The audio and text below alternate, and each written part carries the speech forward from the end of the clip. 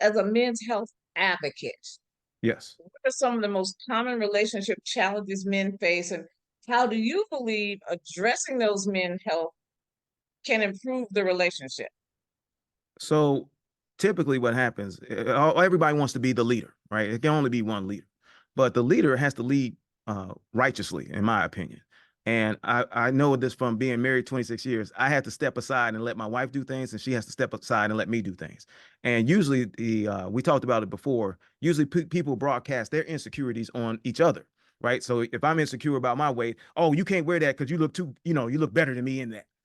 So what I start recognizing was the more secure I was in myself, the more secure I was in my relationship, right? So I could bring that to the relationship, and the relationship could grow. You can't feed somebody, anytime you're dating or doing something like that, you're like, hey, what are you eating? I don't care what you have, whatever, whatever. So my whole thing is educate yourself. I'm a big proponent of reading, and I had to read some things the pitfalls that we had in our relationship. When, the things like, we weren't talking to one another. To your point about communication, and we still struggle with it because I'm bringing everything I learned as a child, and she's bringing everything she learned as a child. Now we're trying to have one relationship, so we just had to communicate over and over again. Not that it's the best, but it's better than what it was. And every now and then we have these pitfalls, right? So you have to learn to say, I'm a big proponent. I'm a spiritual person, of course.